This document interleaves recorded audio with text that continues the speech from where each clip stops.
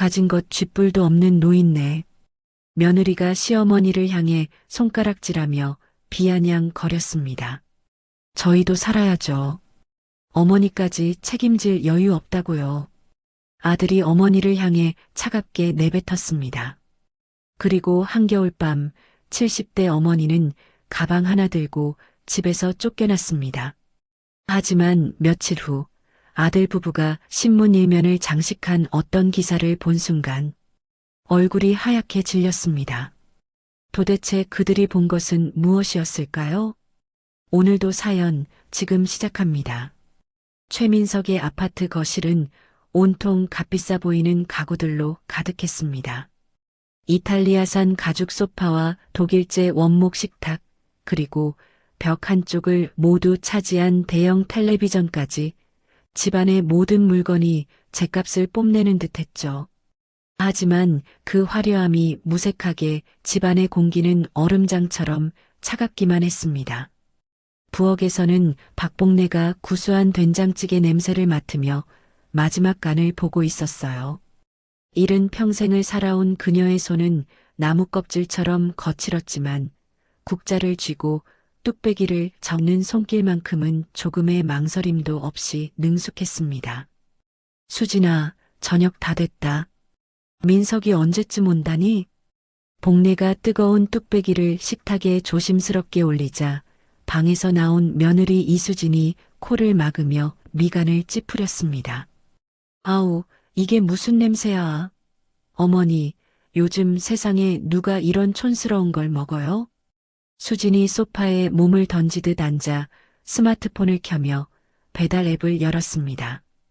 화면을 위아래로 휙휙 넘기며 메뉴를 살피는 그녀의 얼굴에는 짜증이 가득했죠. 냄새 때문에 머리 아파 죽겠네. 그냥 시켜 먹을래요. 일식이나 이탈리아 음식으로요. 그래도 내가 아침부터 애써서 끓인 건데. 복내가 더러워진 앞치마를 벗으며 조심스럽게 말했습니다. 애써 끓인 걸 제가 꼭 먹어야 하는 건 아니잖아요. 다음부터는 제발 미리 물어보고 하세요. 수진아, 어른한테 그런 식으로 말하는 게 아니다. 뭐가 아니에요? 저희 이런 거 안 좋아한다고 몇 번을 말씀드렸어요. 수진이 차갑게 대꾸하자 복내는 더 이상 아무 말도 하지 못했습니다. 그때 현관문이 부서져라 열리며 민석이 비틀거리며 들어왔어요. 그의 얼굴은 술기운과 스트레스로 시뻘겋게 달아올라 있었고 서류 가방을 소파 위로 집어던지며 소리쳤습니다. 젠장, 되는 일이 하나도 없어. 민석이 넥타이를 거칠게 잡아당겨 풀어 헤쳤습니다. 오늘도 계약 또 놓쳤어? 대체 미팅 가서 뭘 어떻게 하는 거야? 수진이 스마트폰에서 눈을 떼지도 않은 채 건성으로 물었습니다. 협력업체 그 자식들이 또 딴소리야.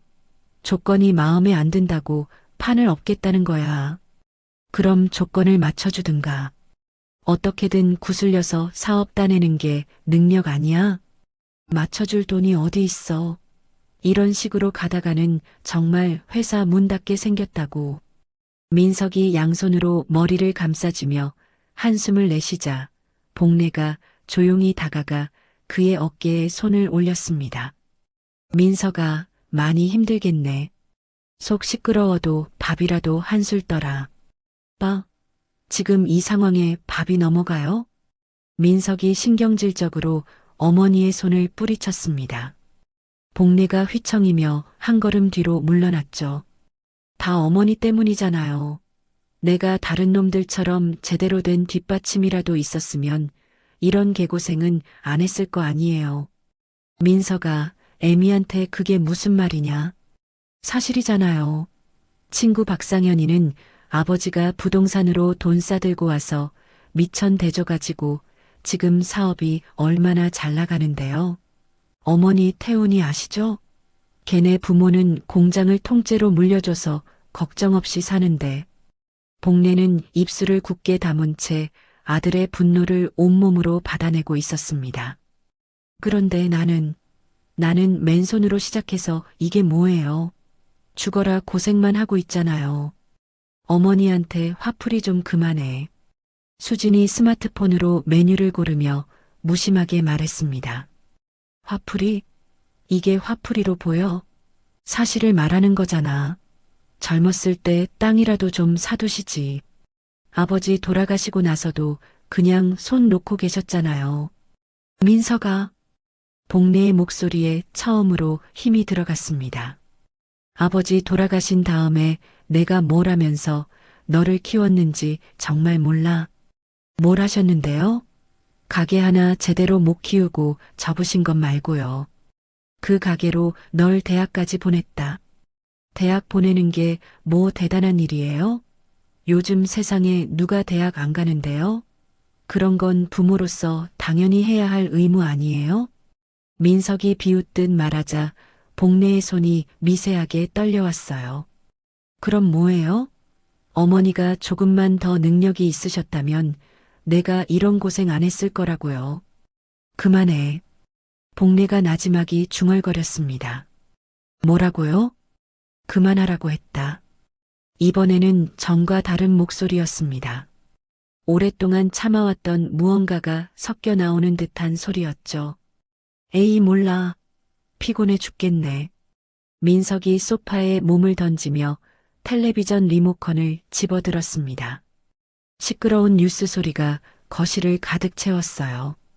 일식 주문할 건데 뭐 먹을래? 수진이 여전히 스마트폰 화면을 보며 물었습니다.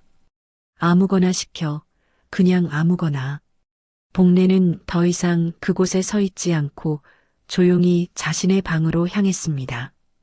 삐걱거리는 문손잡이를 돌려 들어가자 작고 어두운 공간이 그녀를 맞았습니다. 침대 옆 서랍을 열고 깊숙한 곳에서 낡은 가죽 앨범을 꺼냈죠. 표지가 해져서 모서리가 말려 올라간 앨범을 무릎 위에 올렸습니다. 첫 페이지를 넘기자 빛바랜 사진 한 장이 나타났어요. 젊은 복례가 남편과 함께 종로의 작은 가게 앞에서 환하게 웃고 있었습니다. 여보, 복례가 사진 속 남편의 얼굴을 손가락으로 가만히 어루만졌습니다. 거실에서 들려오는 시끄러운 소음이 희미하게 들려왔지만 그녀는 오직 앨범 속의 행복한 추억에만 집중했습니다. 그저 조용히 지나간 날들을 되새기며 지금의 아픔을 견뎌내고 있었죠. 다음 날 거실 한가운데선 이수진이 스마트폰을 귀에 대고 꿀 떨어지는 목소리로 통화하고 있었습니다.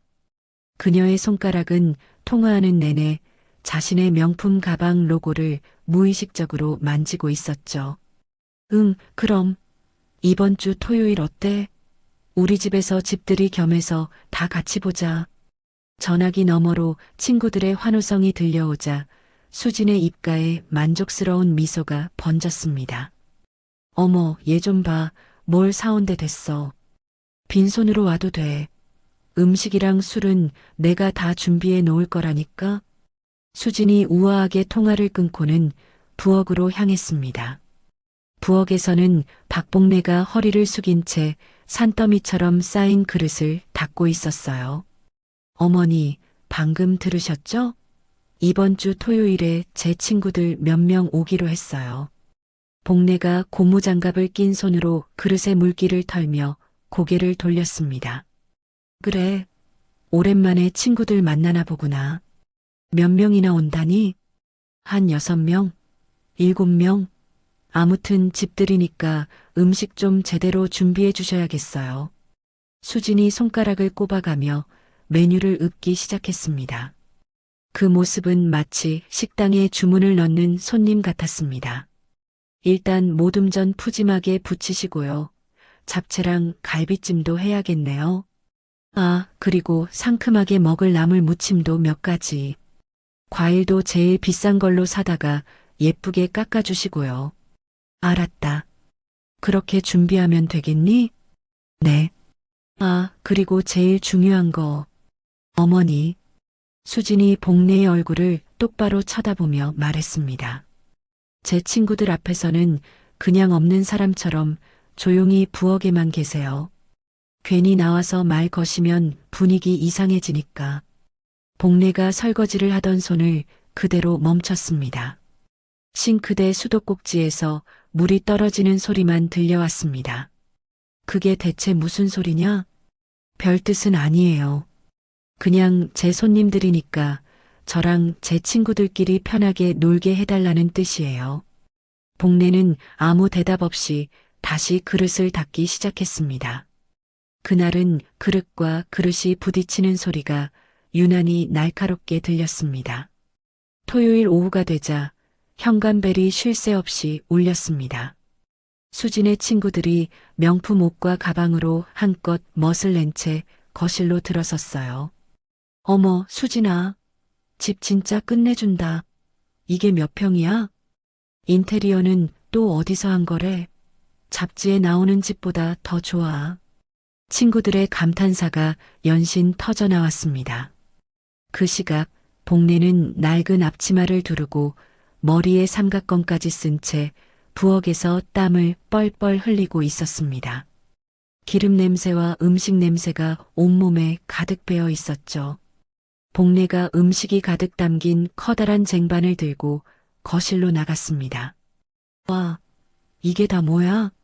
냄새 장난 아니다. 수진아, 집밥 냄새나. 한 친구가 노릇하게 부쳐진 김치전을 입에 넣으며 호들갑을 떨었습니다. 수진이 어깨를 으쓱하며 자랑스럽게 대답했습니다. 그치? 우리 집 음식 맛이 좀 괜찮아. 복례는 묵묵히 빈 그릇을 치우고 새 음식을 내가며 부엌과 거실을 오갔습니다. 친구들은 복례를 마치 투명 인간이라도 되는 것처럼 대하며 자기들끼리 수다를 떨기 바빴죠. 수진아, 근데 저분은 누구셔? 그때 한 친구가 복례의 뒷모습을 턱짓으로 가리키며 물었습니다. 복례가 부엌으로 들어가는 것을 확인한 수진이 친구들 쪽으로 몸을 바싹 기울였습니다.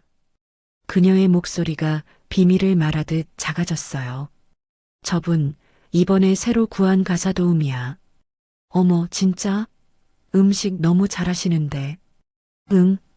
근데 손이 좀 느려서 답답해 죽겠어. 나이가 많아서 그런가 봐. 수진이 친구들만 들으라는 듯이 속삭였습니다. 하기야, 요즘 젊은 사람 구하기가 하늘의 별 따기라잖아. 그래도 음식 솜씨는 최고다. 음식이야 뭐 나이 드신 분들이 다 그렇지 않나? 할 줄 아는 게 그런 것밖에 더 있겠어? 바로 그 순간이었습니다. 부엌 안쪽에서 그 대화를 모두 들어버린 복례의 손에서 힘이 풀렸어요. 들고 있던 접시가 싱크대 안으로 떨어지며 쨍그랑하고 날카로운 소리를 냈습니다. 어머, 깜짝이야. 이게 무슨 소리야? 한 친구가 부엌 쪽을 돌아보며 물었습니다. 수진이 와인 잔을 흔들며 아무렇지 않게 대꾸했습니다. 아, 신경 쓰지 마. 아줌마가 그릇 깼나 보지 뭐. 복례는 가슴 한구석이 쿵 하고 내려앉는 것을 느꼈습니다. 손이 부들부들 떨려왔지만 애써 떨림을 감추며 깨진 접시 조각을 주었죠. 거실에서는 친구들의 웃음소리가 끊이지 않았습니다. 아줌마, 여기 물 좀 더 갖다 주세요. 한 친구가 부엌을 향해 큰 소리로 외쳤습니다. 복례는 아무 표정도 짓지 않으려 애쓰며 물병을 들고 거실로 나갔습니다. 마치 정말 가사도우미가 된 사람처럼 말이죠. 해가 저물고 친구들이 모두 돌아간 뒤 거실은 전쟁터처럼 어수선했습니다. 복례는 말없이 널려있는 빈 접시와 술병들을 치우기 시작했어요. 소파에 편하게 기대앉아 스마트폰을 보던 수진이 입을 열었습니다. 어머니, 오늘 고생 많으셨어요. 친구들이 음식 정말 맛있었다고 난리였어요. 복례는 대답하지 않았습니다. 그저 묵묵히 바닥에 떨어진 과자 부스러기를 쓸어 담을 뿐이었죠. 며느리의 입에서 나온 가사도우미라는 그 차가운 단어가 심장에 박힌 듯 아팠으니까요. 다음 날 최민석의 사무실은 그야말로 전쟁터 같았습니다. 아침부터 전화벨은 쉴 새 없이 울려댔고 책상 위에는 붉은 글씨로 독촉이라 쓰인 우편물들이 산더미처럼 쌓여 있었죠. 컴퓨터 화면에 떠 있는 계좌 잔고는 위태롭게 깜빡이고 있었습니다. 다시 전화벨이 날카롭게 울렸습니다. 여보세요, 대한건설입니다. 민석이 떨리는 손으로 수화기를 들며 말했습니다. 아, 최 사장. 약속한 날짜가 한참 지났는데 대체 자재 대금은 언제 줄 거요? 전화기 너머로 들려오는 거친 목소리에 민석의 등줄기에 식은땀이 흘렀습니다. 죄송합니다. 정말 죄송합니다. 며칠만 더 시간을 주시면 어떻게든. 시간? 우리가 자선사업가인 줄 알아? 내일까지 입금 안 되면 계약 파기하고 공장으로 찾아갈 테니 그런 줄 아죠. 쾅 하는 소리와 함께 전화가 끊어졌습니다. 민석이 수화기를 내려놓기 무섭게 또 다른 전화가 울렸어요. 민석 사장, 우리 태평양 물산인데 더는 못 기다려. 오늘 중으로 해결 안 되면 거래 끊는 거야, 알았어? 연이어 끊어지는 전화를 보며 민석의 얼굴이 하얗게 질렸습니다. 그때 사무실 문이 열리며 직원이 굳은 얼굴로 들어왔습니다. 사장님, 방금 은행에서 연락 왔는데 대출 연장이 어렵다고 합니다. 뭐? 그게 무슨 소리야? 민석이 의자에서 벌떡 일어났습니다. 담보 가치가 떨어져서 추가 대출은 어림도 없다고 그렇게 통보해 왔습니다. 그럼 우린 이제 어떡하라고. 민석이 양손으로 머리를 감싸 쥐고 의자에 주저앉았습니다. 직원이 차마 입이 떨어지지 않는다는 듯 머뭇거리다 말했습니다. 그리고 직원들이 월급은 언제 나오냐고 자꾸 묻습니다. 월급. 민석이 텅 빈 눈으로 허탈한 웃음을 지었습니다. 나도 이제 빈털털이야. 방법이 없어. 다 끝났다고. 민석이 책상을 주먹으로 쿵 하고 내리쳤습니다. 책상 위의 서류들이 힘없이 흩어져 바닥으로 떨어졌죠. 그날 밤 민석은 술에 흠뻑 취해 비틀거리며 집으로 향했습니다. 밤 11시가 훌쩍 넘은 시간이었어요. 현관 비밀번호를 누르는 손가락이 몇 번이나 미끄러지고 나서야 겨우 문이 열렸습니다. 거실에서 텔레비전을 보고 있던 수진이 고개를 돌렸습니다. 왜 이렇게 늦었어? 어우, 술 냄새 좀 봐. 아주 그냥. 시끄러워. 민석이 현관에서 구두를 벗어 던지며 소리쳤습니다. 가죽 구두 한 짝이 벽에 부딪혀 쿵 하는 소리를 냈습니다. 당신 지금 왜 그래? 회사에서 또 무슨 일 있었어? 수진이 놀라 자리에서 일어났습니다. 무슨 일이냐고? 다 망했어. 아주 완전히 쫄딱 망했다고. 민석이 거실로 비틀거리며 들어오자 소리를 듣고 방에서 나온 복례가 걱정스럽게 물었습니다. 민석아, 이게 무슨 일이냐?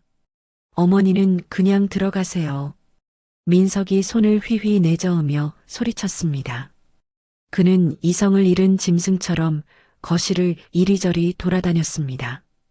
계약은 다 날아가고 돈줄은 다 막히고 은행에서는 대출도 안 해준다잖아. 그래서 어쩌겠다는 건데.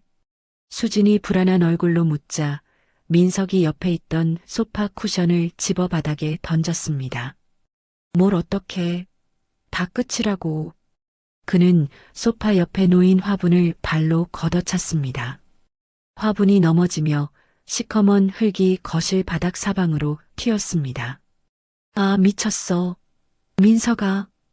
복례가 놀라서 다가왔습니다. 그 순간 민석이 복례를 향해 손가락질하며 악을 썼습니다. 다 어머니 때문이야. 뭐가 또 내 때문이냐? 애초에 어머니가 제대로 된 미천이라도 쥐어줬으면 내가 이 고생 안 했을 거 아니야. 민석이 텔레비전 선반 위에 있던 리모컨을 집어 벽에 던졌습니다. 리모컨이 쨍그랑 소리를 내며 산산조각 났습니다. 나는 맨손으로, 정말 맨손으로 시작해서 이 꼴이 된 거잖아. 그렇다고 집안 물건을 이렇게 다 때려 부수면 어떡해. 수진이 울상이 되어 외쳤지만 민석의 귀에는 들리지 않았죠. 그는 식탁 위에 있던 접시들을 팔로 한 번에 쓸어버렸습니다. 하얀 접시들이 바닥에 떨어지며 날카로운 파열음을 냈습니다. 어머니가 조금만 더 능력이 있었더라면, 조금만 더 멀리 내다봤더라면, 그만해라, 민석아. 제발. 복례가 떨리는 목소리로 말했습니다. 왜 그만해요? 내가 친구들한테 얼마나 무시당하는지 알아요? 뒷배도 없이 사업한다고. 민석이 벽에 걸린 가족사진 액자를 떼어내 바닥으로 집어던졌습니다. 액자 유리가 박살나며 사진 속 웃고 있는 가족의 얼굴 위로 금이 갔습니다. 복례는 그 모습을 보며 눈물을 글썽였습니다. 하지만 아무 말도 하지 않았습니다. 그저 깨진 유리 조각처럼 흩어진 아들의 분노를 온몸으로 맞으며 조용히 눈물만 흘리고 있었죠. 네, 알겠습니다. 거실은 전쟁의 폐허와도 같았습니다. 깨진 유리 조각과 흙더미 사이에서 최민석이 어린아이처럼 끄끄대며 흐느끼고 있었죠. 그 모습을 지켜보던 이수진이 차갑게 질린 얼굴로 입술을 꽉 깨물었습니다. 이제 다 끝났어. 정말로 다 끝이야. 민석이 양손으로 얼굴을 가린 채 넋두리를 늘어놓았습니다. 수진이 팔짱을 낀 채 바닥에 주저앉은 남편을 경멸하듯 내려다보며 말했습니다. 그만 좀 해. 그렇게 울고 있으면 빚이 갚아져? 당장 다음 달 카드값은 어쩔 건데. 그럼 나더러 어쩌라고. 해결이 안 되니까 이러는 거 아니야. 민석이 바닥을 주먹으로 내리치며 소리쳤습니다.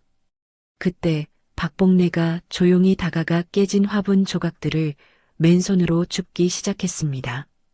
아들의 분노가 남긴 날카로운 상처를 어머니는 말없이 거두고 있었어요. 어머니, 위험하게 뭐 하시는 거예요? 그냥 두세요. 수진이 신경질적으로 소리치자 복례가 고개를 저으며 계속 조각들을 주었습니다. 수진은 답답하다는 듯 거실을 서성이다가 문득 뭔가를 결심한 듯 복례를 노려봤습니다. 어머니, 그 목소리에는 방금 전과는 다른 칼날 같은 냉정함이 서려 있었습니다. 저희 이제 어머니랑 같이 못 살겠어요. 뭐라고? 깨진 조각을 줍던 복례의 손이 허공에서 멈췄습니다. 민석 역시 놀란 눈으로 수진을 쳐다봤죠. 어머니를 내보내자고? 지금 당장? 그래, 당장. 아시잖아요. 저희 이제 길바닥에 나앉게 생긴 빈털터리인 거. 어머니까지 책임질 여유 저희한텐 없다고요. 수진의 말에 민석의 눈빛이 흔들렸습니다. 그는 잠시 고민하더니 이내 고개를 끄덕였습니다. 아들의 눈은 순식간에 비겁한 현실주의자의 것으로 변해 있었어요. 하긴 우리가 지금 누구 챙길 처지가 아니지. 어머니라도 어디 나가 계시면 당장 우리 부담은 더니까. 당신 말이 맞아. 복례는 두 사람의 대화를 들으며 들고 있던 쓰레기통을 바닥에 내려놓았습니다. 그럼 내가 나가면 되는 거냐? 그녀의 목소리는 놀랍도록 담담했죠. 그 말이 끝나기 무섭게 수진이 망설임 없이 복례의 방으로 향했습니다. 그녀는 복례의 낡은 옷장을 열어 옷가지들을 되는 대로 꺼내 바닥에 던지기 시작했어요. 이런 낡아빠진 옷들은 다 버려도 되겠네. 수진이 혼잣말을 하며 낡은 가방에 옷을 마구잡이로 쑤셔 넣었습니다. 복례가 방 문 앞에 서서 그 모습을 가만히 지켜보고 있었습니다. 비켜라. 내 짐은 내가 싼다. 복례가 조용히 말하며 방으로 들어와 수진을 밀어냈습니다. 그녀는 서랍 가장 깊숙한 곳에서 낡은 사진첩 하나를 꺼내 구겨진 옷가지들 위에 소중히 올려놓았습니다. 민석이 방문에 기댄 채 그 모습을 못마땅한 얼굴로 지켜봤습니다. 어머니, 뭘 그렇게 꾸물거리세요? 이왕 이렇게 된 거 빨리 챙겨서 나가시는 게 저희도 마음이 편합니다. 밖에서는 살을 애는 듯한 겨울바람이 울부짖고 있었습니다. 창문 너머로는 한방눈이 미친 듯이 흩날리고 있었죠. 복내가 마지막 옷가지를 넣고 가방에 지퍼를 끝까지 올렸습니다. 그리고는 망설임 없이 현관으로 향했어요.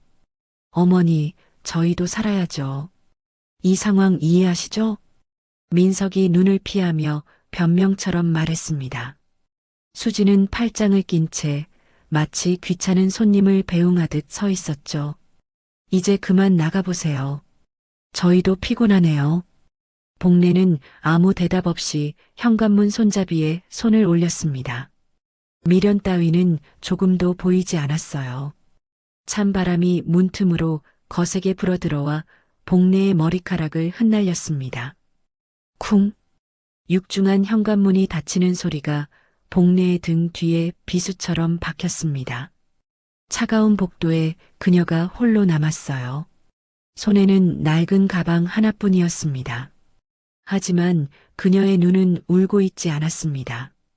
오히려 그 눈동자 안에서 얼음장처럼 차갑고 서늘한 빛이 스쳐 지나갔죠. 복내는 잠시 닫힌 문을 바라보더니 이내 몸을 돌렸습니다. 그녀의 발걸음은 막다른 길에 몰린 패배자의 것이 아니었습니다. 오히려 새로운 길을 향해 나아가는 사람처럼 놀랍도록 단단하고 또렷했으니까요. 아파트 단지를 벗어난 박복래의 발걸음은 망설임이 없었습니다. 살을 애는 듯한 겨울바람이 그녀의 얇은 외투를 파고들었지만 그녀는 조금도 움츠러들지 않았죠. 골목 끝 희미한 불빛을 내는 낡은 공중전화 부스가 보였습니다. 복래가 부스 문을 열고 들어가 들고 있던 낡은 가방을 바닥에 내려놓았습니다. 그녀는 외투 안쪽 주머니에서 손때 묻은 작은 가죽 수첩을 꺼냈습니다. 모서리는 닳아 있었고 표면에는 수십 년의 세월이 고스란히 새겨져 있었어요. 복래가 수첩의 특정 페이지를 찾아 떨림 없는 손길로 번호를 하나씩 꾹꾹 눌렀습니다. 몇 번의 통화 연결음이 울리더니 수화기 너머에서 젊은 남자의 목소리가 들려왔습니다. 여보세요? 김비서 맞는가? 복래의 입에서 나온 것은 나약한 노인의 목소리가 아니었습니다. 낮고 힘있으며 듣는 이를 압도하는 듯한 목소리였죠. 전화기 너머로 잠시 숨막히는 침묵이 흘렀습니다. 회장님이십니까? 정말 박복래 회장님이십니까? 김비서의 목소리가 놀라움과 감격으로 심하게 떨리고 있었습니다. 그래 나야. 이제 때가 된 것 같구나. 복래가 차분하게 말했습니다. 회장님, 제가 얼마나 이날을 기다렸는지 모릅니다. 김비서 진정해. 너무 흥분하면 쓰나. 회장님, 지금 어디에 계십니까? 당장 모시러 가겠습니다. 10분 안에 출발하겠습니다. 김비서의 목소리에는 간절함이 가득 묻어났습니다. 서두를 것 없어. 성북동 한일약국 앞이다. 복래가 전화를 끊고 수첩을 다시 주머니에 넣었습니다. 약국 앞 벤치에 앉아 그녀는 허리를 꼿꼿이 폈습니다. 지나가는 이들은 그저 짐가방 하나 든 초라한 노인으로 봤을 뿐이었죠. 그 누구도 그녀가 한때 대한민국 경제를 쥐고 흔들었던 철의 여인, 명성그룹 박복래 회장이라는 사실을 상상조차 하지 못했습니다. 정확히 20분 뒤 도로 저편에서 검은색 대형 세단 한 대가 미끄러지듯 다가왔습니다. 차량은 소리 없이 그녀 앞에 멈춰 섰어요. 운전석에서 말끔한 정장 차림의 50대 남자가 황급히 내렸습니다. 회장님, 김비서가 복래를 보자마자 눈물을 글썽이며 달려왔습니다. 김비서, 복래가 자리에서 일어나며 그를 바라봤습니다. 회장님, 무려 20년입니다. 20년 만에 이렇게 다시 뵙게 되다니. 김비서가 감격에 겨워 말을 잇지 못했습니다.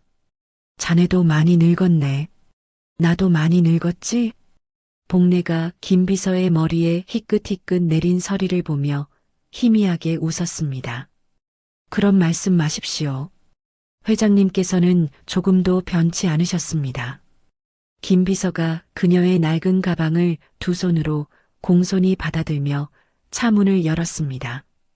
복례가 차에 올라타자 바깥 세상의 칼바람은 거짓말처럼 사라지고 따뜻한 온기가 그녀를 감쌌습니다.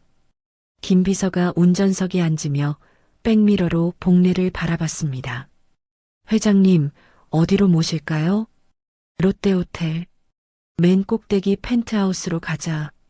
예, 회장님. 회장님께서 돌아오실 날만 기다리며 20년째 비워두었습니다. 김비서의 목소리에는 흔들림 없는 충성심이 배어 있었습니다. 차가 서울의 밤거리로 부드럽게 합류했습니다. 창밖으로 화려한 네온사인과 고층 빌딩들이 스쳐 지나갔죠. 복례는 그 불빛들을 바라보며 문득 남편의 목소리를 떠올렸습니다. 30년 전 종로 골목 안쪽에 자리한 작은 국밥집이었습니다. 복례네 국밥이라는 소박한 간판이 걸린 가게 뒤편 쌀가마니와 김치통이 놓인 좁은 사무실에서 복례와 남편이 마주 앉아 있었습니다. 남편이 장부를 덮으며 조심스럽게 입을 열었습니다. 복례야, 민석이한테는 우리 재산 이야기 하지 말자. 복례가 뜨개질하던 손을 멈추고 고개를 들었습니다. 왜요? 아들인데 왜 숨겨야 해요? 아들이기 때문이야. 남편이 창밖 골목길을 바라보며 말을 이었습니다. 지금 우리가 부동산 투자로 꽤 벌어들이고 있지만 그 아이는 모르는 게 좋겠어. 그래도 언젠가는 알게 될 텐데. 물론 알게 되겠지. 하지만 지금이 아니야. 남편이 복례의 손을 잡으며 진지하게 말했습니다. 민석이가 스스로 설 수 있을 때까지는 우리가 가난한 국밥집 주인인 줄 알고 살았으면 해. 왜 그래야 하는 거예요? 돈에 기대지 않고 자기 힘으로 살아가는 법을 배워야 하거든. 복례가 의아한 표정을 지었습니다. 그런데 우리가 힘들게 번 돈인데 아들이 편하게 살면 안 되나요? 편하게 사는 게 문제가 아니야. 의존하게 되는 게 문제지. 남편이 일어나 작은 금고를 열며 말했습니다. 여기 있는 돈으로 민석이 학비는 충분히 될 수 있어. 하지만 그 이상은 주면 안 돼. 그 이상이라면? 용돈, 사업자금, 그런 것들 말이야. 그런 건 자기가 벌어서 써야 해. 복례가 고개를 갸우뚱했습니다.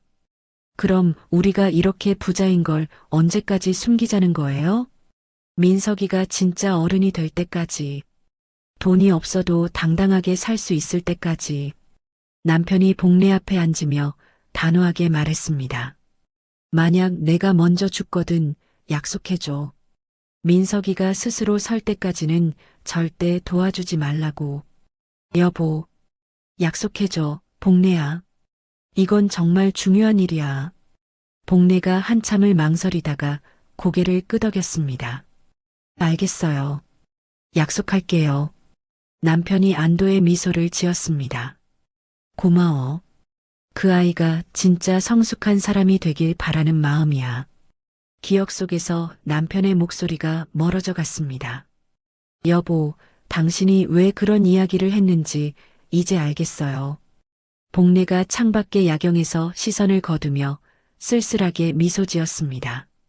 남편의 유언을 지키느라 30년을 참아왔지만 결국 아들은 그토록 바라던 어른이 되지 못했습니다. 회장님, 그동안 아드님은?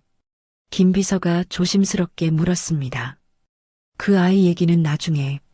지금은 별로 하고 싶지 않아서. 복례의 목소리에서 온기가 순식간에 사라졌습니다. 죄송합니다, 회장님.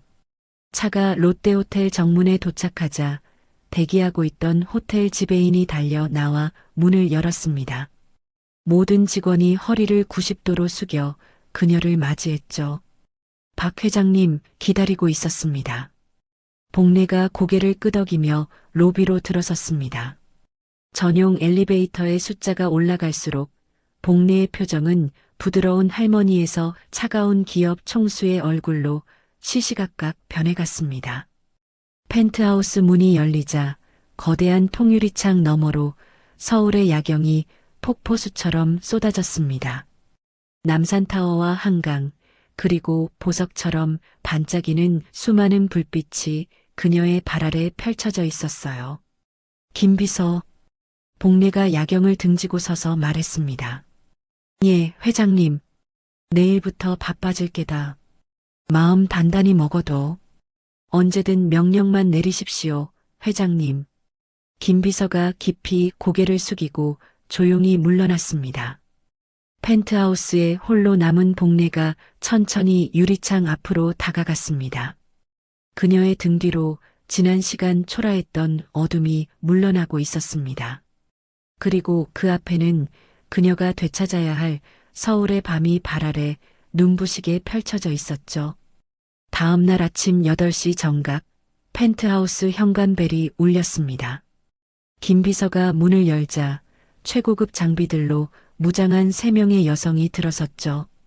맨 앞에 선 중년 여성이 허리를 깊이 숙이며 인사했습니다. 회장님을 모시러 왔습니다. 김비서가 침실 쪽으로 향해 문을 두드렸습니다. 회장님, 스타일리스트 팀이 도착했습니다. 들여보내.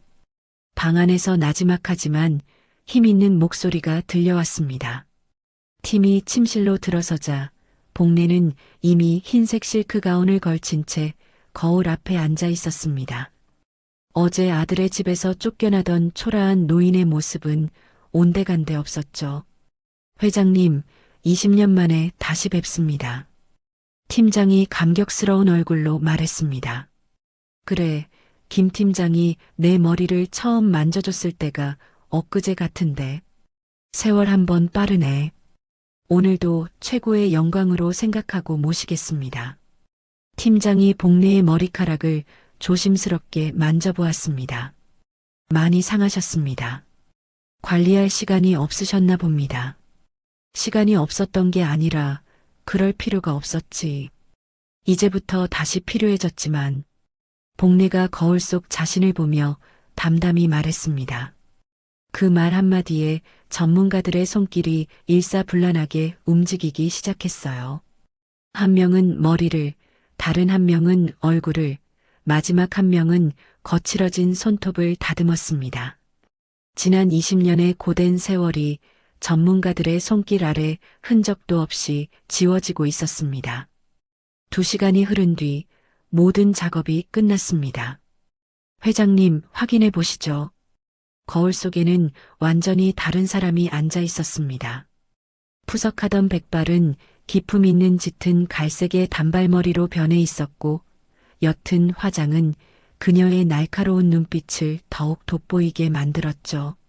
수고했어. 복례의 짧은 칭찬에 팀원들이 일제히 고개를 숙였습니다. 스타일리스트 팀이 나가자 김 비서가 검은색 맞춤 정장을 들고 들어왔습니다. 복례가 옷을 갈아입고 나오자 방 안의 공기마저 바뀌는 듯 했습니다. 회장님, 이 변호사와 정 이사님이 도착했습니다. 응, 들어오라고 전해. 복례가 거실 소파 깊숙이 앉아 다리를 꼬았습니다. 잠시 후 50대 남성 2명이 서류 가방을 들고 들어와 90도로 허리를 숙였습니다. 박 회장님, 다시 뵙게 되어 영광입니다. 2 사람 다 고생 많았어. 그동안 내 금고는 잘 지키고 있었겠지? 복례가 농담처럼 말했지만 2 사람의 얼굴은 긴장으로 굳어 있었습니다. 이 변호사가 서류 가방에서 두꺼운 파일을 꺼냈습니다. 회장님께서 맡기신 종로 일대 부동산 자산은 현재 시가총액 약 470억 원으로 평가됩니다. 은행 예금과 주식은 예금 80억 원, 그리고 주식 및 펀드 자산이 150억 원입니다. 현재까지 총 자산은 698억 원입니다. 평범한 사람은 평생 만져보지도 못할 액수였지만 복례는 눈 하나 깜짝하지 않았어요. 그녀는 김 비서가 따라준 차를 한 모금 마시며 말했습니다. 그게 전부인가? 20년 동안 고작 그 정도밖에 못 불렸어? 죄송합니다, 회장님. 두 사람의 얼굴이 하얗게 질렸습니다. 복례가 피식 웃으며 자리에서 일어나 창가로 걸어갔습니다. 농담이야. 이만하면 잘 지켜준 거지. 월 임대 수입은 얼마나 들어오나? 매달 세금을 제하고 약 15억 원 정도 들어오고 있습니다. 연 180억이라 쓸만하겠군. 복례가 서울 시내를 내려다보며 말했습니다. 그런데 회장님, 앞으로의 계획이 어떻게 되시는지 여쭤봐도 되겠습니까? 정 이사가 조심스럽게 물었습니다. 복례가 천천히 뒤돌아서며 두 사람을 바라봤습니다. 그녀의 눈빛에는 과거의 카리스마가 불꽃처럼 되살아나 있었습니다. 이제 진짜 일을 시작해야지. 진짜 일이라고 하시면 재단을 세우는 일, 명성 장학재단으로. 장학재단 말씀이십니까? 그래. 돈 없어서 공부 못하는 아이들, 끼니 걱정하는 노인들, 내가 다 돌봐줄 거야. 복례의 목소리에 강한 확신이 담겨 있었죠. 얼마 정도 규모를 생각하고 계십니까? 일단 100억부터 시작하지. 예, 100억 원이요? 정 이사가 놀라 되물었습니다. 복례가 소파에 다시 앉으며 서늘하게 말했습니다. 왜? 부족해? 아닙니다. 회장님, 충분하고도 남습니다. 돈은 쌓아두라고 있는 게 아니야. 사람을 위해 써야 진짜 돈이지. 그리고 기자회견도 준비해. 기자회견까지 말입니까? 그래. 명성그룹 박복례 회장이 20년 만에 돌아왔다고 온 세상에 알려야지. 거울 속에는 더 이상 아들에게 멸시받던 초라한 노파는 없었습니다. 20년 전 대한민국 재계를 호령하던 철의 여인 박 회장이 완벽하게 돌아와 있었죠. 일주일 뒤 최민석이 자신의 사무실 문 앞에 망연자실한 채 서 있었습니다. 두꺼운 유리문 위에는 부도 처리 완료라는 붉은 글씨의 공고문이 선명하게 붙어 있었죠. 그가 이룬 모든 것이 저 붉은 종이 한 장으로 끝이 나 있었습니다. 젠장. 민석이 주먹으로 문을 내리쳤지만 자물쇠는 이미 교체된 뒤였습니다. 그때 주머니에서 핸드폰이 미친 듯이 울렸습니다. 수진이었어요. 여보, 당신 어디야? 지금 집에 큰일 났어. 수진의 목소리는 거의 비명에 가까웠습니다. 무슨 일인데 또? 집에 빨간 딱지 붙었어. 법원에서 사람들이 와서 온 집안에 차 앞 딱지를 붙이고 갔다고. 뭐라고? 민석이 휘청거리며 벽에 몸을 기댔습니다. 어떻게 해? 동네 사람들 지금 다 나와서 구경하고 난리 났어. 창피해 죽겠다고. 전화가 끊어지고 민석은 급하게 택시를 잡아탔습니다. 아파트 앞에 도착하자 정말로 현관문에는 시뻘건 봉투와 딱지들이 흉물스럽게 붙어 있었습니다. 주민들은 대놓고 그들을 향해 수군거리고 있었죠. 어머, 저 집 사업 망했나 봐. 쯧쯧. 그렇게 잘난 척은 혼자 다 하더니 꼴 좋다. 수진이 현관 앞에 주저앉아 얼굴을 가린 채 울고 있었습니다. 당신 때문이야. 당신이 사업 하나 제대로 건사 못해서 이게 무슨 꼴이냐고. 수진이 민석을 보자마자 달려들어 그의 가슴을 주먹으로 쳤습니다. 시끄러워. 네가 카드 긁어댈 때마다 내 등골이 휘는 소리 못 들었어? 그 명품백들이 다 내 빚덩어리였어. 이 여자야. 2시간 뒤 부부는 값비싼 외제차 대신 허름한 여행 가방을 하나씩 끌고 있었습니다. 그들의 발걸음이 멈춘 곳은 하루 3만 원이라는 낡은 간판이 걸린 모텔 앞이었어요. 방에 들어서자마자 퀴퀴한 곰팡이 냄새가 코를 찔렀습니다. 세상에 우리가 어떻게 이런 데서 자? 수진이 금방이라도 울음을 터뜨릴 듯한 얼굴로 침대 끝에 걸터 앉았습니다. 그럼 어떡할까? 지금 우리 주머니에 남은 돈으로 별 5개짜리 호텔이라도 가리. 민석이 창문을 열며 비꼬는 투로 말했습니다. 다 당신 탓이야. 당신만 아니었으면 내가 이런 굴욕은 안 당했어. 내 탓? 또 내 탓이야? 돈 좀 벌어온다니까 좋다고 흥청망청 쓴 게 누구더라? 민석이 수진을 돌아보며 이를 갈았습니다. 뭐, 내가 흥청망청? 남편이 벌어다 주니까 믿고 쓴 죄밖에 없어. 나는 믿어. 빚내서 내 욕심 채워준 걸 믿었다고. 그런 걸 내가 어떻게 아냐고. 당신이 나한테 말 한마디라도 했냐고. 말했으면 뭐가 달라졌을 것 같은데. 민석과 수지는 좁은 방 안에서 서로를 잡아먹을 듯이 노려봤습니다. 그때 민석이 갑자기 허탈하게 웃으며 말했습니다. 어머니 내쫓을 때부터 알아봤어. 그렇게 모질게 구니까 천벌 받는 거야, 우리가. 뭐, 지금 어머니 얘기를 여기서 왜 해? 왜 하긴. 우리가 복을 다 걷어찼으니까 이러고 있지. 수진이 기가 막힌다는 듯 민석을 쏘아봤습니다. 복? 당신 미쳤어? 어머니가 우리한테 뭘 해줬다고 복타령이야. 해준 게 문제가 아니야. 사람 도리의 문제지. 당신이 어머니한테 한 짓을 생각해봐. 내가 뭘? 앞장서서 어머니 짐 싸던 건 당신 아니었어? 이제 와서 어디서 착한 아들 코스프레야? 그건 당신이 먼저 나가시라고 했잖아. 그럼 당신은 왜 안 말렸는데? 당신 엄마잖아. 말렸잖아. 언제? 당신이 한 건 말린 게 아니라 그냥 착한 척하는 위선이었어. 민석이 분을 이기지 못하고 벽을 주먹으로 쳤습니다. 시끄러워. 다 당신 탓이야. 당신 같은 여자를 만난 게 내 인생 최악의 실수라고. 뭐라고? 이봐, 최민석. 당신이야말로 최악의 아들이고 최악의 남편이야. 알아? 화려했던 과거는 모두 사라지고 곰팡내 나는 지독한 현실만이 그들을 짓누르고 있었죠.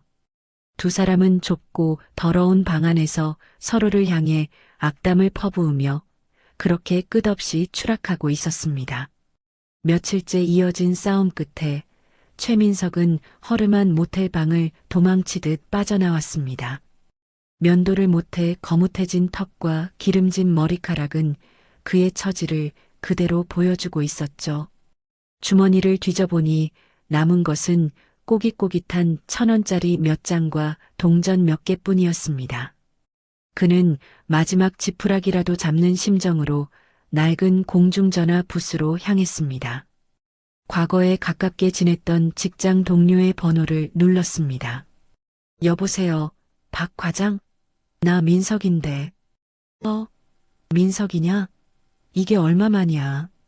근데 웬 공중전화야? 전화기 너머로 반가우면서도 어색한 목소리가 들려왔습니다. 그게 사정이 좀 있어서. 혹시 잠깐 만날 수 있을까? 내가 정말 급해서 그래. 잠시 침묵이 흘렀습니다.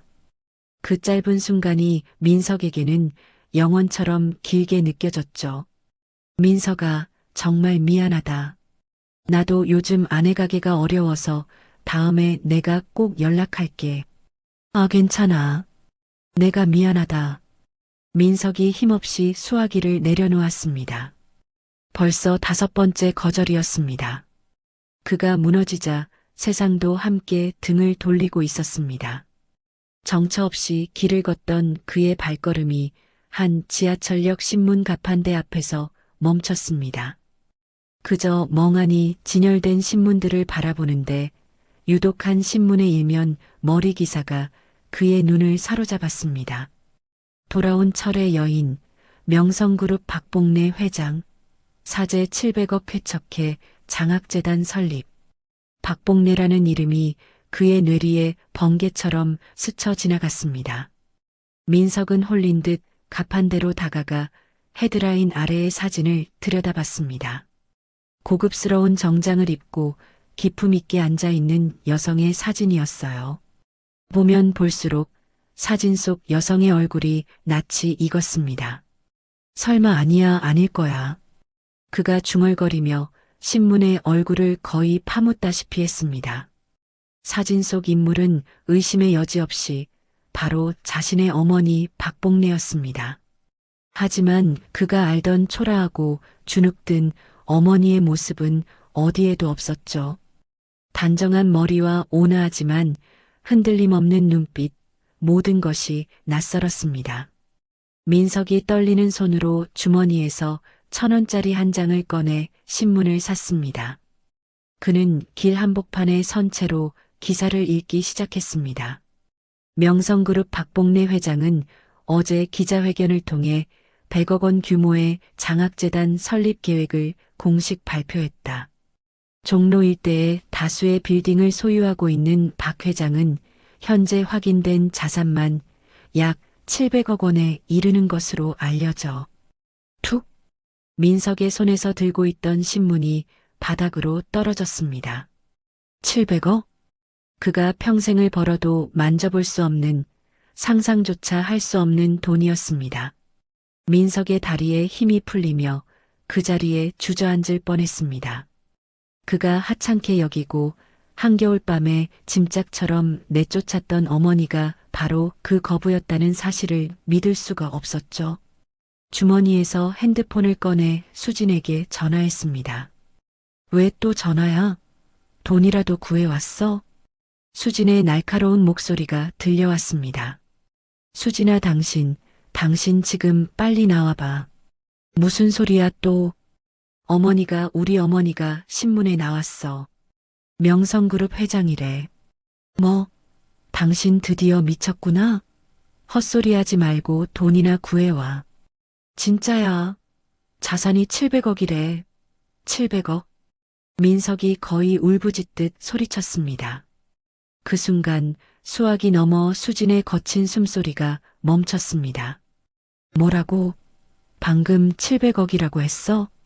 수진의 목소리가 180도 바뀌어 있었습니다. 민석은 대답할 힘도 없이 전화를 끊어버렸습니다. 머릿속이 하얗게 비어버리는 것 같았어요.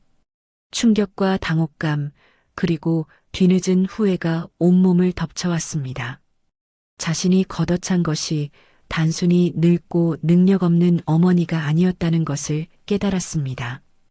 그것은 그의 마지막 남은 구원이었고 스스로 걷어찬 복이었죠. 하지만 후회하기엔 모든 것이 너무 늦어버렸습니다.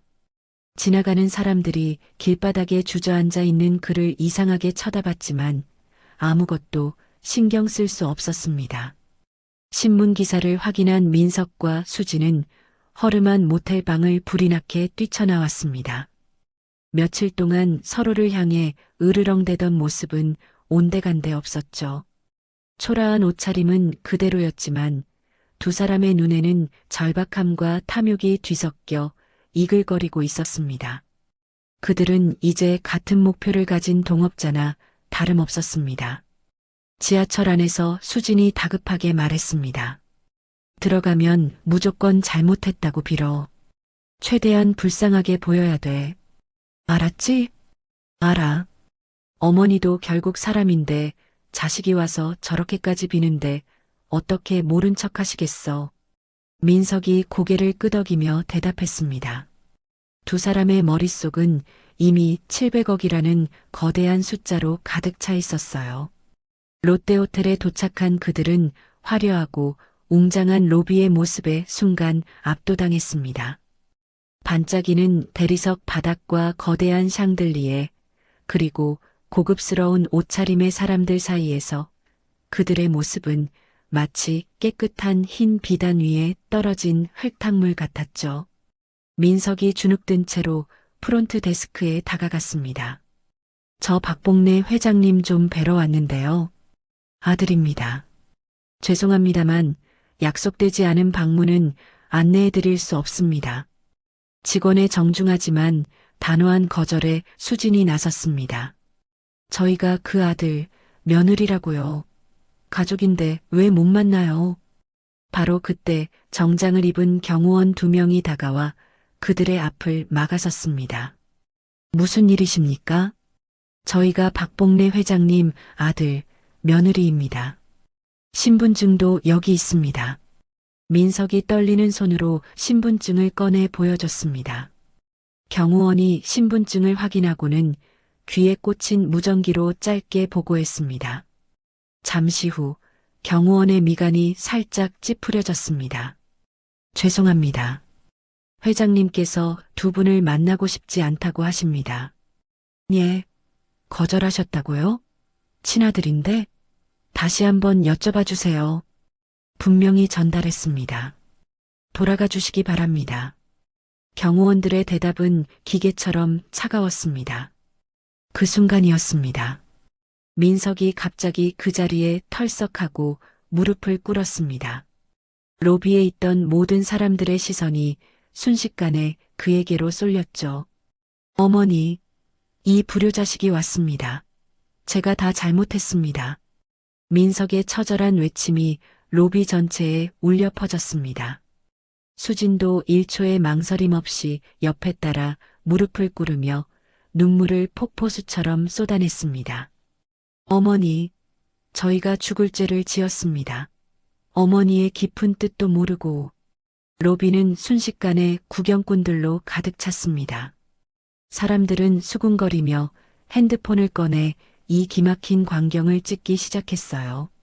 어머니, 제발 한 번만 얼굴만이라도 뵙고 용서를 빌게 해주세요. 민석이 눈물 콧물을 쏟으며 바닥에 머리를 조아렸습니다. 두 사람의 눈에서는 뜨거운 눈물이 쉴 새 없이 흘러내렸습니다. 하지만 그 눈물은 참회의 눈물이 아니었죠. 눈앞에서 놓쳐버린 700억이라는 거대한 돈에 대한 탐욕과 분노의 눈물이었습니다.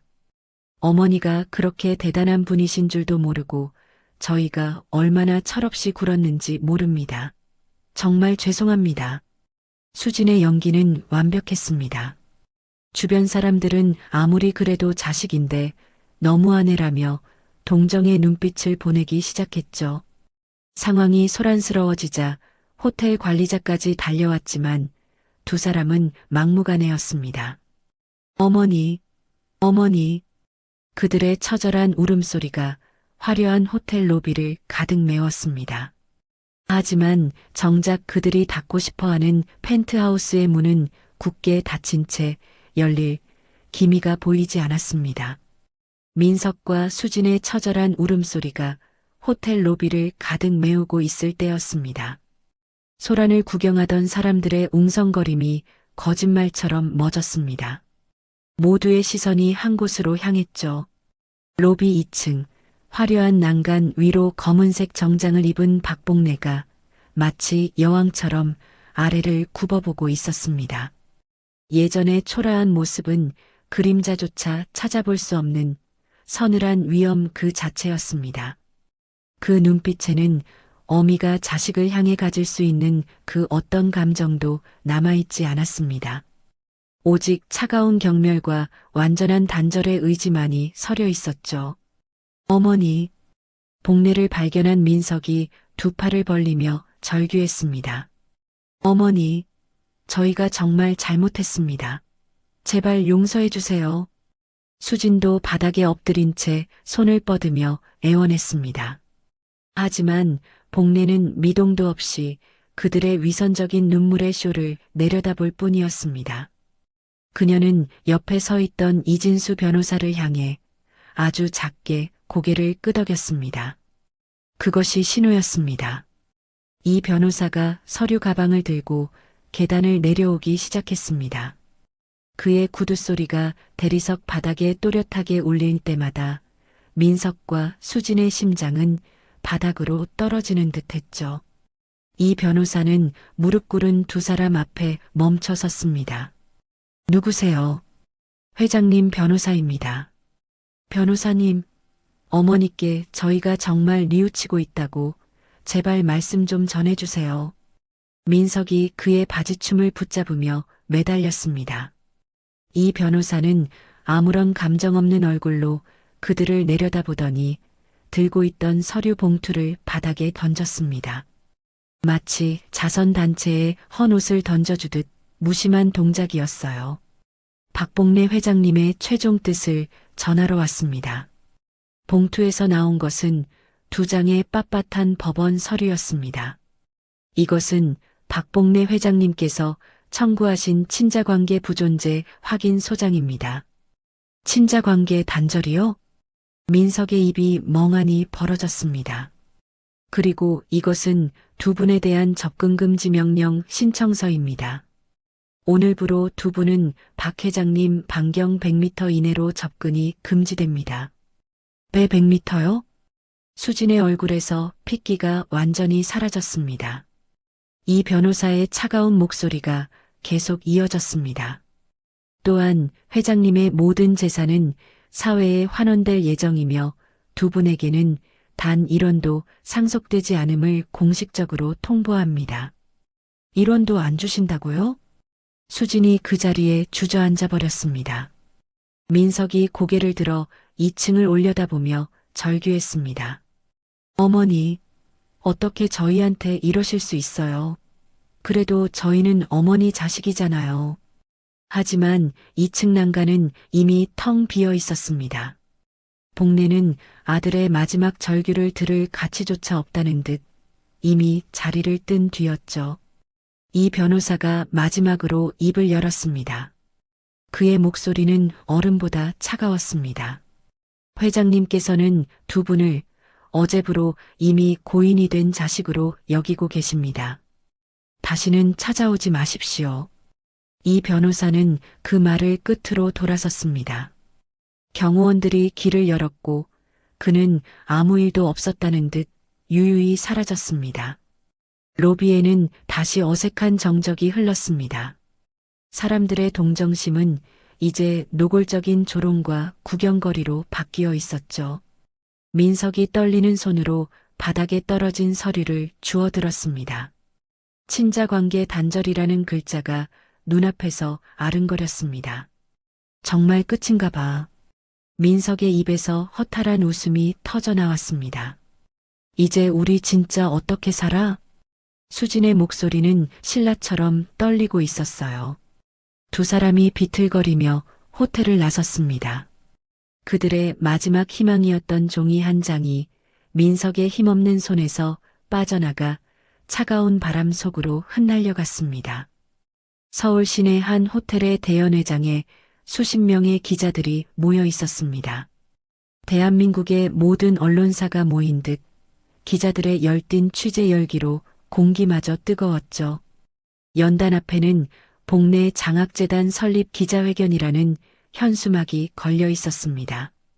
오후 2시 정각 연회장의 모든 문이 닫히고 조명이 연단에 집중되었습니다. 박복례가 흐트러짐 없는 걸음으로 무대에 올랐습니다. 어깨선을 꼿꼿이 편 그녀의 모습에 기자들은 마른 침을 삼키며 셔터를 눌러댔습니다. 복례가 마이크 앞에 서자 거짓말처럼 소음이 멎었습니다. 안녕하십니까? 오늘 이 자리에 와주신 기자 여러분께 감사드립니다. 저는 명성 장학재단의 이사장을 맡게 된 박복례입니다. 그녀의 목소리는 낮고 차분했지만 연회장 전체를 휘어잡는 힘이 있었습니다. 복례는 원고에서 눈을 떼고 기자 한 사람 한 사람과 눈을 맞추며 자신의 이야기를 시작했습니다. 저는 가난한 집안에서 태어나 배움의 기회가 많지 않았습니다. 운 좋게 좋은 남편을 만나 종로에서 작은 국밥집을 시작했고 남편이 세상을 떠난 뒤에도 그 가게를 지키며 억척같이 살았습니다. 그녀의 진솔한 이야기에 냉소적이었던 기자들의 눈빛이 조금씩 바뀌기 시작했죠. 운이 따라 재산은 많이 모았지만 돈이 행복을 보장해주지는 않는다는 것을 최근에야 깨달았습니다. 한 기자가 날카롭게 손을 들었습니다. 최근이라고 하시면 회장님의 결심에 영향을 미친 특별한 개인사가 있었던 겁니까? 연회장의 공기가 순간 얼어붙었습니다. 복례는 그 기자를 잠시 응시하더니 희미한 미소를 지으며 대답했습니다. 자세한 이야기는 어렵습니다만 버림받고 혼자 남겨진 노인들의 서러움을 저 역시 뼈저리게 느껴볼 기회가 있었습니다. 그녀의 대답은 폭탄과도 같았습니다. 기자들은 그 말 속에 숨겨진 엄청난 사연을 짐작하며 미친 듯이 타자를 쳐댔습니다. 다른 기자가 곧바로 질문을 이어받았습니다. 회장님의 이런 뜻깊은 결정에 가족분들은 어떤 반응이신지 궁금합니다. 복례는 그 질문에 잠시 말을 멈췄습니다. 그녀는 정면의 방송사 카메라를 똑바로 바라봤습니다. 마치 텔레비전 너머의 누군가에게 직접 말하는 것 같았죠. 제게 가족은 없습니다. 이제는 저 혼자입니다. 그것은 아들 최민석을 향한 대한민국 전체에 생중계된 공식적인 의절 선언이었습니다. 복례는 더 이상 흔들리지 않았습니다. 그래서 더욱 이 일에 제 남은 인생 전부를 바칠 수 있습니다. 앞으로 명성재단은 돈이 없어 꿈을 포기하는 젊은이들과 의지할 곳 없이 외로운 어르신들의 든든한 울타리가 될 것입니다. 다른 기자가 손을 들고 질문했습니다. 재단 규모는 어느 정도입니까? 1차적으로 100억 원을 지원할 예정입니다. 복례가 명확히 대답했습니다. 기자들 사이에서 감탄의 소리가 나왔습니다. 앞으로 매년 추가로 출연하여 규모를 늘려나갈 것입니다. 최종적으로는 제가 가진 재산의 대부분을 사회에 환원할 생각입니다. 기자회견이 끝나고 복례가 연회장을 나서려 할 때 한 젊은 기자가 다가와 깊이 고개를 숙였습니다. 회장님, 정말 존경합니다. 저도 회장님 같은 어른이 되고 싶습니다. 복례가 처음으로 따뜻한 미소를 지으며 그의 어깨를 두드려 주었습니다. 복례가 연회장을 나서며 김비서를 돌아봤습니다. 우리 남편이 나 잘했다고 칭찬해 주겠지, 김비서? 훌륭하셨습니다, 회장님. 정말 감동적이었습니다. 김비서가 진심으로 대답했습니다. 이제 진짜 시작이야. 복례가 엘리베이터를 타며 말했습니다.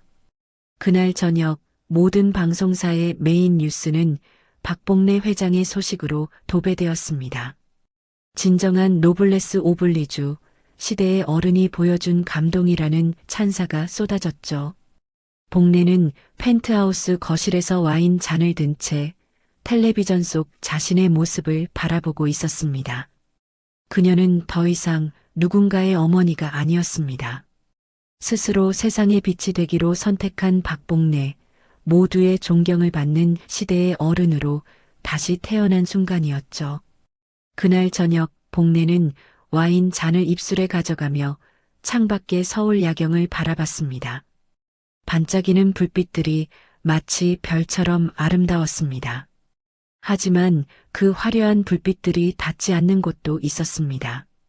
가로등 불빛조차 제대로 닿지 않는 어둡고 축축한 골목길, 음식물 쓰레기통에서 흘러나온 악취와 눅눅한 곰팡내가 뒤섞여 숨을 막히게 했습니다. 그 어둠 속을 최민석과 이수진이 필사적으로 내달렸습니다. 바로 등 뒤에서 그들의 목숨값보다 비싼 빚을 받으러 온 사채업자들의 거친 욕설과 발소리가 악몽처럼 따라붙고 있었습니다. 헉 여보, 나 더는 못 뛰겠어. 한때 최고급 구두만 신던 수진의 발은 싸구려 운동화 안에서 비명을 지르고 있었습니다. 그녀의 폐는 터질 듯이 뜨거웠고 옆구리는 칼로 찌르는 듯한 통증으로 뒤틀렸어요. 뛰기나 해. 잡히면 우리 둘 다 장기라도 팔아야 돼. 민석이 공포에 질린 얼굴로 소리치며 수진의 손목을 거의 부서져라 잡아 끌었습니다.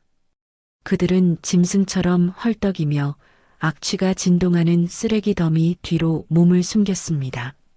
몇 분 뒤 그들을 찾지 못한 사채업자들의 발소리가 멀어지자 두 사람은 녹초가 된 몸을 간신히 일으켰습니다. 이제 그들에게는 돌아갈 모텔조차 없었습니다. 정처 없이 밤거리를 헤매던 그들의 발걸음이 금방이라도 쓰러질 듯한 낡은 다세대 주택 앞에 멈췄습니다. 대문에 월세방 있음이라고 휘갈겨 쓴 종이 한 장이 위태롭게 붙어 있었죠. 잠옷바람으로 나온 집주인은 벌레 보듯 그들을 위아래로 훑어보았습니다. 이 시간에 방을 구해? 행색을 보니 보증금은 어림도 없겠고 한 달치 선불 20만 원. 싫으면 가든가. 민석이 주머니에 남은 마지막 쌈짓돈을 탈탈 털어 집주인의 손에 쥐어주었습니다. 그들이 안내받은 곳은 건물 가장 구석진 햇빛 한 줌 들지 않을 것 같은 옥탑방 바로 아래 쪽방이었습니다. 문을 열자마자 퀴퀴한 곰팡내가 코를 찔렀고 천장 구석에는 거미줄이 쳐져 있었습니다. 누렇게 변색된 벽지는 곳곳이 찢어져 시멘트 벽이 그대로 드러나 있었고 바닥에는 차가운 장판이 깔려 있었죠. 한때 수억 원짜리 소파에 앉아 와인을 마시던 부부의 새로운 보금자리였습니다. 세상에 이게 사람 사는 방이야? 짐승 우리도 이것보단 낫겠다. 수진이 금방이라도 울음을 터뜨릴 듯한 얼굴로 말했습니다. 지금 우리가 찬물 더운 물 가릴 때야? 여기서라도 쫓겨나지 않은 걸 다행으로 알아. 민석은 대꾸할 힘도 없이 먼지 쌓인 바닥에 그대로 주저앉았습니다. 그때 수진의 배에서 꼬르륵 하는 소리가 처량하게 울렸습니다. 민석이 남은 동전을 챙겨 비척비척 밖으로 나갔습니다.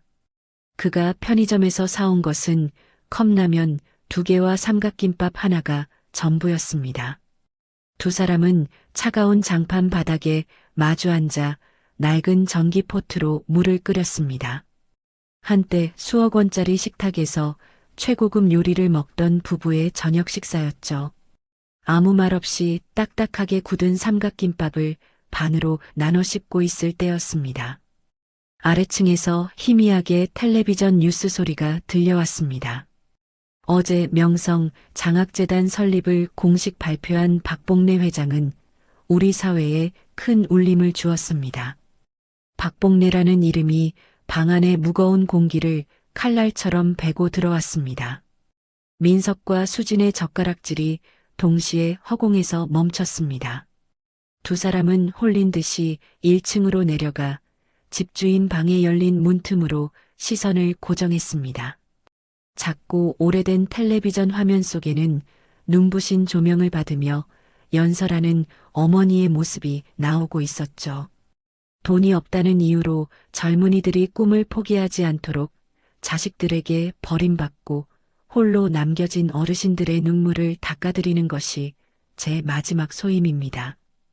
어머니의 목소리가 텔레비전을 통해 단호하게 울려 퍼졌습니다. 그 순간 러닝셔츠 바람으로 뉴스를 보던 집주인이 혀를 차며 중얼거렸습니다. 참 대단한 양반이야. 700억을 사회에 내놓는다니. 자식들은 얼마나 좋을까. 저런 분이 진짜 어른이지, 어른. 민석과 수지는 그 말을 듣는 순간 온몸의 피가 거꾸로 솟는 듯한 충격을 받았습니다. 텔레비전 화면 속 어머니는 세상의 빛이 되어가고 있었지만 현실의 아들 부부는 가장 어둡고 차가운 구석에서 썩어가고 있었습니다. 두 사람은 아무 말 없이 자신들의 방으로 돌아왔습니다. 수진이 바닥에 털썩 주저앉으며 마른 눈물을 터뜨렸습니다. 우리가 대체 무슨 짓을 한 거지? 저렇게 훌륭한 분한테 우리는 악마 같은 짓을 한 거야. 그것은 후회라기보다 자신의 어리석음에 대한 절망적인 통곡에 가까웠어요. 민석은 대답할 힘도 없이 벽에 머리를 기댄 채 허탈하게 웃었습니다. 두 사람의 눈앞에는 김이 빠져 불어 터지고 기름이 허옇게 굳어버린 라면이 놓여 있었습니다. 마치 그들의 처참한 인생을 보여주는 것 같았죠. 이제 와서 후회하면 뭐가 달라져. 이미 우리 같은 자식은 없다고 세상에 소리쳤는데 다 끝났어. 민석이 식어버린 라면 용기를 벽에 집어던졌습니다. 국물이 누런 벽지를 타고 처량하게 흘러내렸습니다. 바깥 세상의 불빛과 웃음소리는 그들이 갇힌 절망의 동굴까지 닿지 않았습니다. 좁고 차가운 방 안에는 오직 식어버린 후회만이 유령처럼 떠다니고 있었죠. 한 달 후 명성 장학재단 사무실 안은 따스한 봄볕과 사람들의 온기로 가득했습니다. 잘 닦인 원목 바닥 위로 환한 햇살이 쏟아져 내렸고 공기 중에는 갓 내린 커피의 구수한 향기와 은은한 꽃향기가 감돌았죠. 사무실 한가운데 놓인 커다란 원목 테이블 주위로는 20명 남짓한 젊은이들이 희망에 찬 얼굴로 앉아 있었습니다. 바로 재단의 첫 번째 장학생들이었습니다. 박복래가 우아한 검은색 블라우스를 입고 그들 앞에 섰습니다. 그녀의 얼굴에는 꾸밈 없는 미소가, 눈빛에는 따뜻한 애정이 가득했어요. 여러분, 오늘 이 자리에 와주셔서 정말 고맙습니다. 복래가 장학생 한 사람 한 사람과 눈을 맞추며 말했습니다. 그녀의 시선이 머무는 곳마다 긴장했던 학생들의 얼굴에 편안한 미소가 피어났습니다. 이제 여러분은 돈 걱정은 잠시 잊고 오직 여러분의 꿈을 향해서만 달려가면 됩니다. 하고 싶은 공부 마음껏 하고 배우고 싶은 것 실컷 배우세요. 이 늙은 할미가 여러분의 든든한 뒷배가 되어줄 테니까요. 그 말에 한 여학생이 울컥하며 자리에서 일어났습니다. 그녀의 눈에는 이미 눈물이 그렁그렁 맺혀 있었습니다. 회장님 정말 감사합니다. 저희 집이 너무 어려워서 이번 학기 등록금을 마련하지 못해 학교를 그만둬야 하나 매일 밤 울었습니다. 편지를 쓰면서도 정말 제게 이런 기회가 올 거라고는 상상도 못했습니다. 회장님은 제 인생의 은인이세요. 자네처럼 똑똑하고 의지가 강한 인재가 돈 때문에 좌절해서는 안 되지. 앞으로는 울지 말고 웃으면서 공부 열심히 하게나. 복래가 손을 저으며 인자하게 웃었습니다. 이번에는 앳된 얼굴의 남학생이 수줍게 자리에서 일어났습니다. 저 회장님, 저는 의사가 되는 게 꿈인데 학비도 학비지만 책값이 너무 비싸서 늘 아르바이트를 3개씩 해야 했습니다. 잠자는 시간을 쪼개 공부해도 늘 피곤해서 힘들었는데 이제는 정말 환자를 살리는 공부에만 집중할 수 있게 됐습니다. 이 은혜는 평생 잊지 않겠습니다. 잊어도 괜찮아. 대신 나중에 훌륭한 의사가 되어서 돈 없는 사람들도 차별 없이 치료해주게. 그거 하나면 나는 더 바랄 게 없어. 그때 사무실 문이 열리며 허리가 굽은 어르신 몇 분이 조심스럽게 안으로 들어왔습니다. 모두 재단의 지원을 받고 있는 독거노인들이었죠. 그들은 복래를 보자마자 환한 얼굴로 다가왔습니다. 아이고 회장님, 우리 회장님. 한 할머니가 복래의 손을 덥석 잡았습니다. 그 주름진 손에는 삐뚤빼뚤하게 포장된 빨간 카네이션 한 송이가 들려 있었습니다. 어르신들, 어서 오세요. 여기까지는 어쩐 일이십니까? 회장님, 이거 받으시오. 우리가 돈이 없어서 이런 것밖에 준비를 못했어. 그래도 우리 마음이요. 할머니가 복래의 손에 카네이션을 쥐어주었습니다. 다른 어르신들도 주머니에서 카네이션을 꺼내 복래에게 건넸습니다. 장학생들 역시 약속이라도 한 듯 가방에서 준비해온 카네이션을 꺼내 들었죠. 순식간에 복래의 두 팔에는 세상을 다 가진 듯 붉은 카네이션이 가득 안겼습니다. 피를 나눈 혈육에게서는 단 한 번도 받아보지 못했던 따뜻한 정이 이들을 통해 비로소 그녀에게 흘러들어오고 있었습니다. 회장님, 저희가 나중에 꼭 성공해서 회장님처럼 어려운 사람들을 돕는 사람이 되겠습니다. 한 장학생의 다짐에 복래는 눈시울이 붉어졌습니다.